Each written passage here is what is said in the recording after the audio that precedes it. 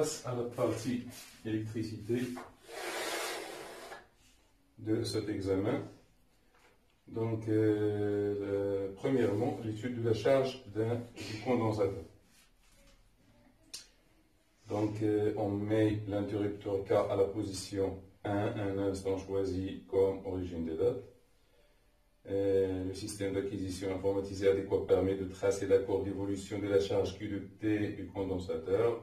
La droite T représente la tangente à la courbe à la date T est égale à 0. Établir l'équation différentielle vérifiée par Q de T. Donc, lors de la charge, donc, le circuit équivalent, c'est celui-ci.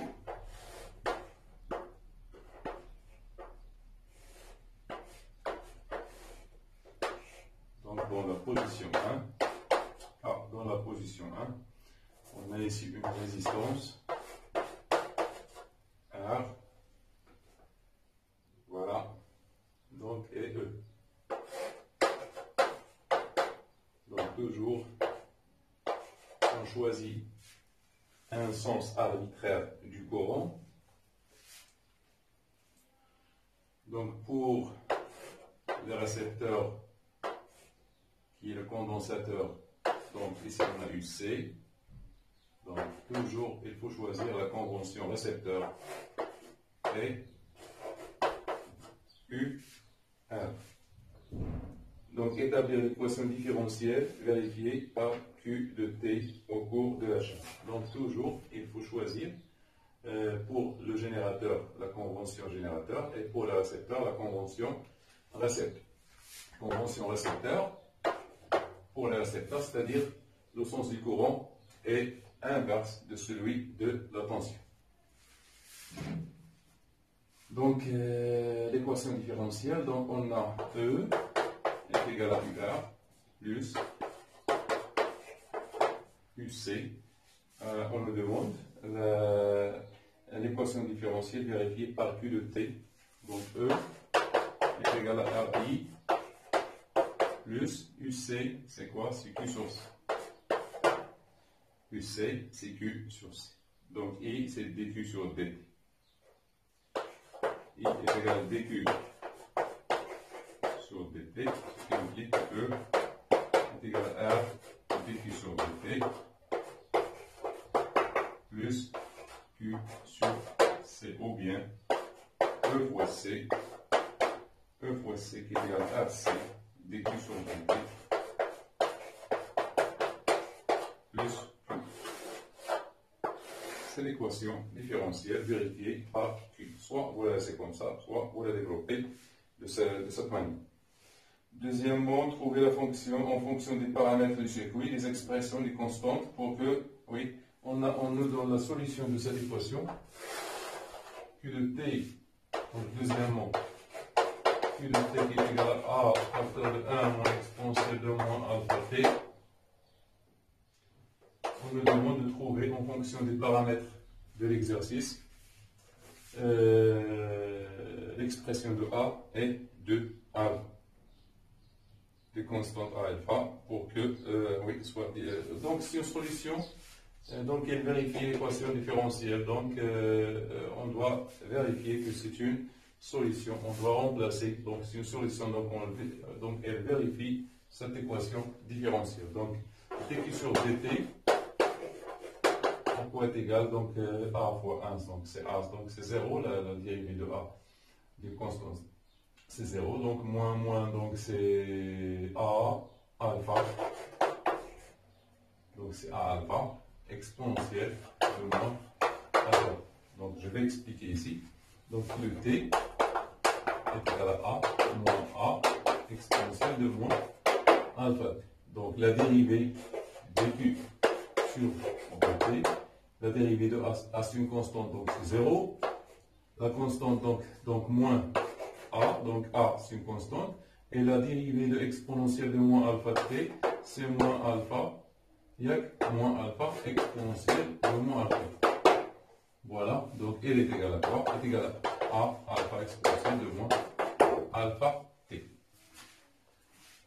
Donc on remplace dans l'équation différentielle, donc EC, à quoi est égal EC?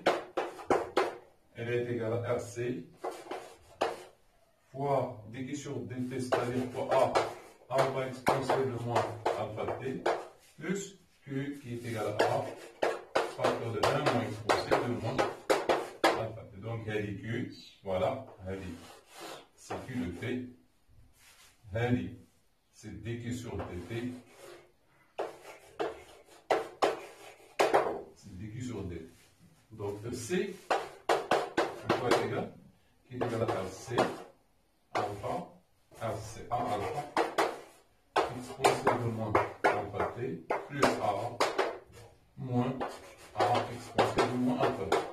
L'astuce, c'est de rassembler les termes en exponentiel et les termes constants. Donc, E fois C, donc E fois C est égal à donc A exponentielle, ou bien on écrit A d'abord, c'est la constante, plus A exponentielle de moins alpha t, facteur de quoi? A exponentielle de moins alpha t, facteur de RC alpha, moins 1. Donc, cette équation possède, admet une solution, quelle que soit t, si seulement si les termes en exponentiel sont nuls, les coefficients du terme en exponentiel sont nuls, et la constante est égale à la constante. Donc, cette équation admet une solution, quelle que soit t, si seulement si on a deux choses, EC est égal à A et RC alpha moins 1 est égal à 0. Ça veut dire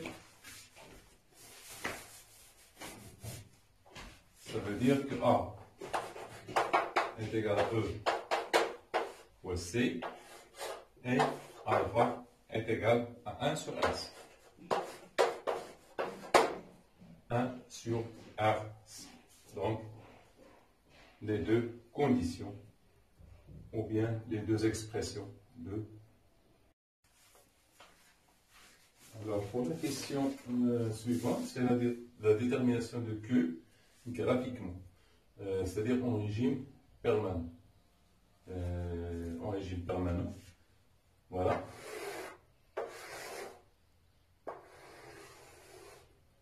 On a ici Q en coulomb. Voilà, Q. Le régime permanent, ça commence ici. Tout ça, c'est le régime permanent. C'est quand Q est constante.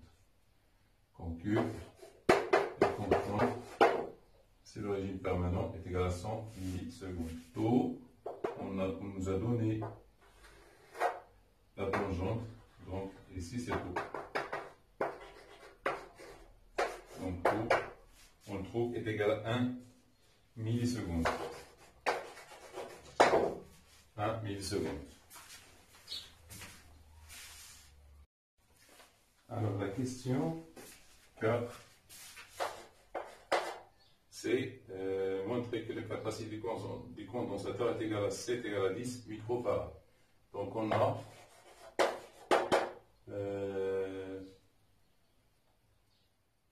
Q est égal à E fois C. Donc, C est égal à Q sur E. Donc, c'est 100 fois 10 moins 6 sur 10. Donc, C est égal à 10 moins 5 farad. 10 moins 5 farad. La dernière question dans cette partie, c'est déterminer taux. Taux, le temps est égal à RC. Donc on détermine R. Donc R est égal à taux sur C. Donc c'est 10 Donc 3 sur 10 moins 5, on trouve R est égal à 100 ohms. Donc est égal à 100 ohms.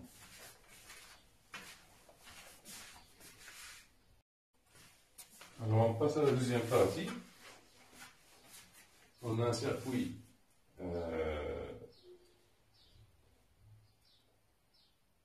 un oscillateur ici, électrique, constitué d'une bobine et d'un condensateur. Cette bobine est parfaite, c'est-à-dire sa résistance est nulle. Donc on nous demande de démontrer l'équation différentielle vérifiée par UC.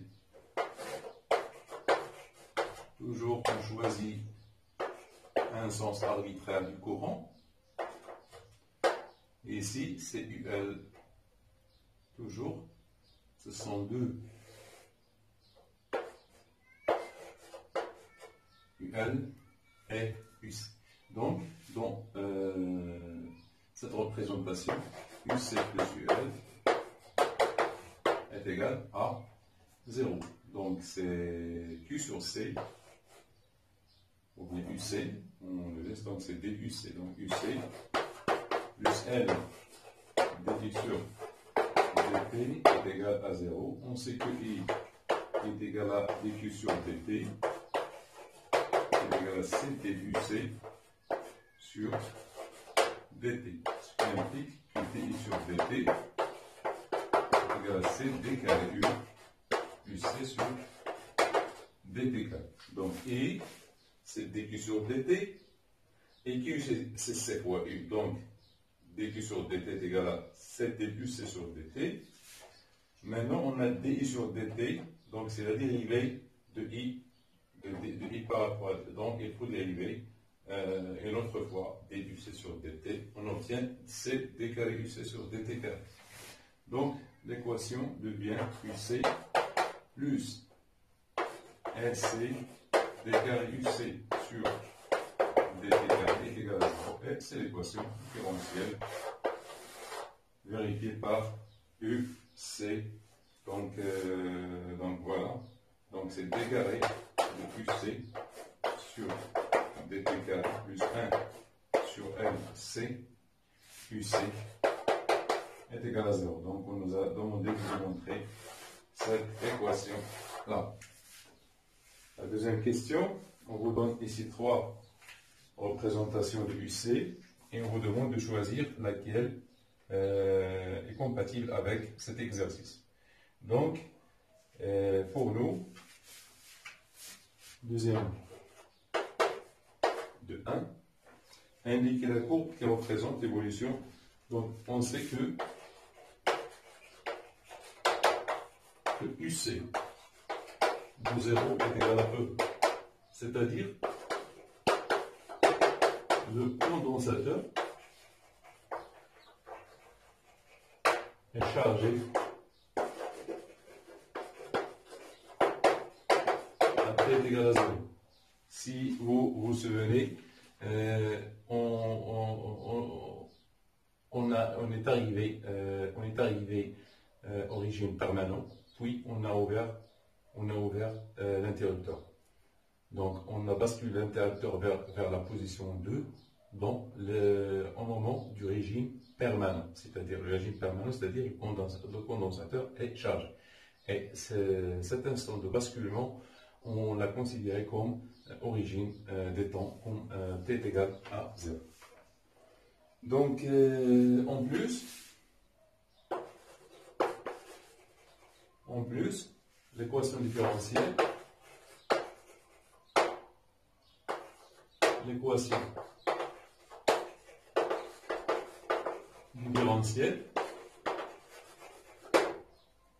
donc t est égal à 0,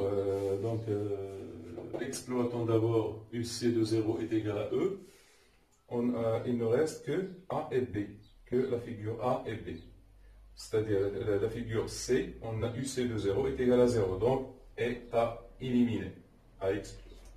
Donc il exclut, la figure C est éliminée car UC de 0 est égal à 0. nous avons UC de 0 est égal à E. Donc il ne reste que la figure A et la figure B. Pour savoir s'il s'agit de la figure A ou la figure B, on va maintenant voir la figure A, on a un amortissement. La figure B, on n'a pas d'amortissement. Mais l'équation différentielle, c'est une équation différentielle d'un régime libre, d'un régime sinusoïdal libre. La bobine n'a pas, elle est parfaite, elle n'a pas de résistance, donc il n'y a pas de dissipation d'énergie. En plus, l'équation différentielle est une équation.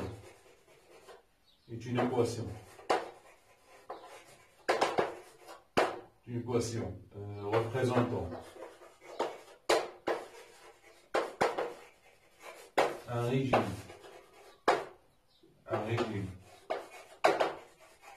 oscillatoire libre non amorti. Donc, c'est B qui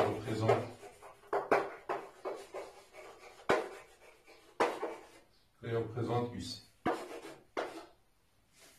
Donc, c'est la figure B qui représente UC. Deuxièmement, trouver la période propre T0. Donc, c'est facile. La période propre T0. Donc, c'est 20 millisecondes. D'après la figure B, T0 est égal à 20 millisecondes. 20 millisecondes, oui. Troisièmement, déterminer l'inductance L de la bobine en prend pi carré est égal à 10. D'accord?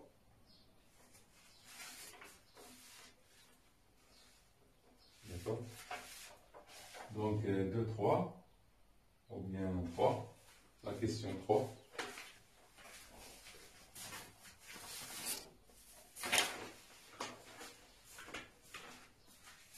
La question 3.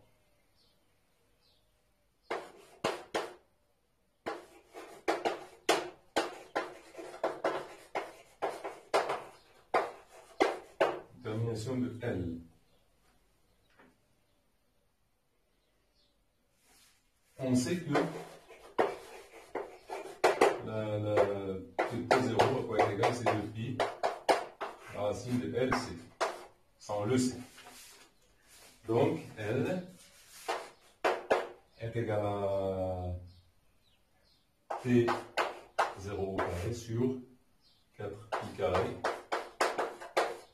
Donc, L, on trouve L sensiblement égal à 1 Henry. Elle est égale à 1 Henry. Donc la deuxième, ou bien la quatrième question, c'est 4.1. Trouver l'énergie totale ET du circuit. Donc ET, c'est l'énergie, on sait toujours que l'énergie totale, c'est E électrique plus E magnétique. Donc E total est égal à E électrique plus E magnétique.